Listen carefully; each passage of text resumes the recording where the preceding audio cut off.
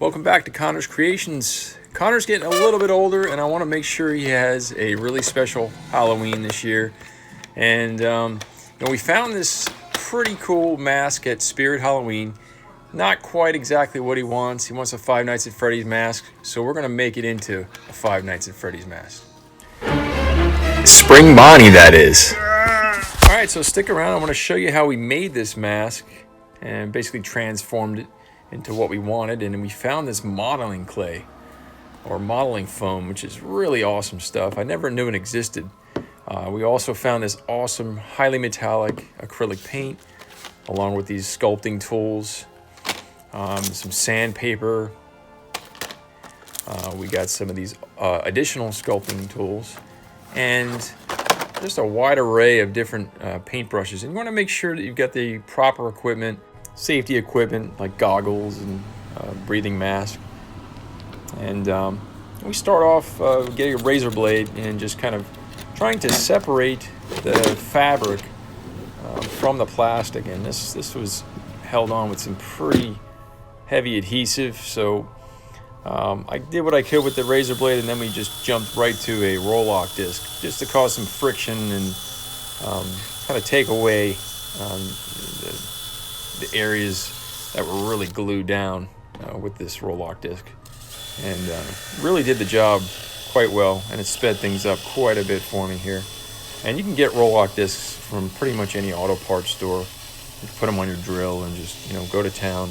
And now you see why I'm wearing that N95 mask, because those particles you definitely don't want to breathe in when you're performing this task. You just want to make sure you protect your breathing. And you can see it's coming along pretty well. And I wanted to actually use that same roll-out disc on the teeth here because I'm going to flatten these out. We're not going to have sharp teeth.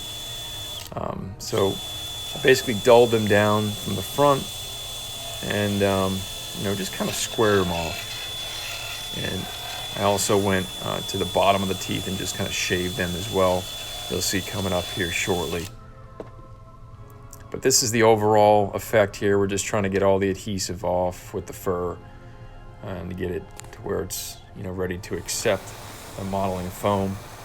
And I'm heating up an X-Acto knife here just to essentially cut the teeth so they are going to be flat, and we can just kind of put the modeling foam right over that when we're done. And that worked really well. So I usually suggest getting yourself an X-Acto knife or something like that. And you can see we shaved all the teeth down, everything's flattened out. This thing's pretty much ready for the modeling foam.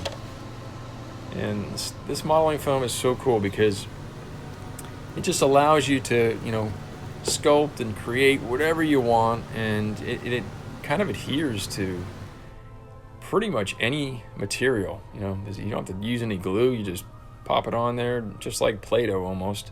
It's a little more lightweight than Play-Doh, but it's completely moldable, and it goes on real easy to shape. And anytime you want to kind of smooth things out, I usually keep a little bit of water nearby and then just kind of rub it on the exterior there, and then it just kind of smooths out as you're going along. And you can see we're just kind of laying big portions and shaping it to what we want. And I actually had a picture reference on my phone of kind of what Connor wanted as the character, Spring Bonnie character.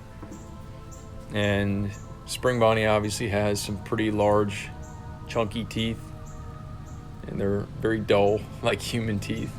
And I just use these little trim pieces here, or I shouldn't say trim pieces, they're just like molding pieces here to give me the effect that I wanted for the teeth.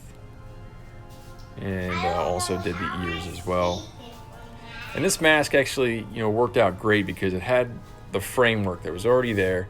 We wanted to keep this as simple as possible, because I saw a couple other YouTube videos where they were cutting like material and putting foam, like real foam, and it just seemed kind of like a pain in the butt. I was able to get this done pretty much in one day.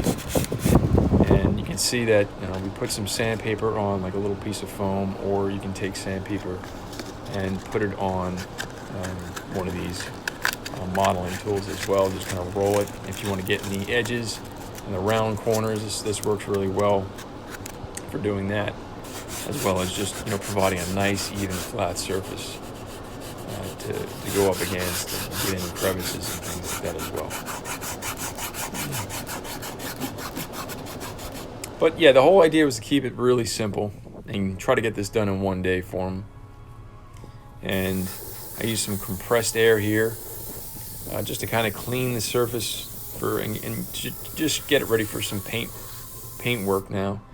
And the paint is actually so cool. It's got this almost like a pearlescent, but just a bunch of metallic in the paint that really, in the sun, it really kind of gleams. And once I added a few coats, this stuff goes on really fast too. It looks really nice when it goes on. And we've got the general texture that we wanted, like the actual Spring Bonnie that I've looked off the picture. He's kind of a weathered looking costume, so I wanted to kind of recreate that weathered look. I didn't want to give him like his brand new mask. I wanted it to look like it was almost used in a way, because a lot of the characters do look like they're weathered. And Connor wanted his eyes blacked out, and we just kept the initial little netting that came with the mask, and I just blacked it out with some spray paint and went back over everything and just kind of hit it with another coat of that yellow. And I got a really cool effect just by layering some of that, spritzing that paint around, and that helped give that weathered effect. And just kind of repeating and just going over it a few times, and it gave a really cool effect. And that kind of stuck with me here, and I let it roll. Do you think he's gonna like it? Wow. Oh my gosh, that is What do you think? It's so cool. It looks awesome. That is amazing. I actually really like it. It's all foam too, so it's Oh, not it quite is? dry yet. So in the sun it glistens. Can I touch it? Wow.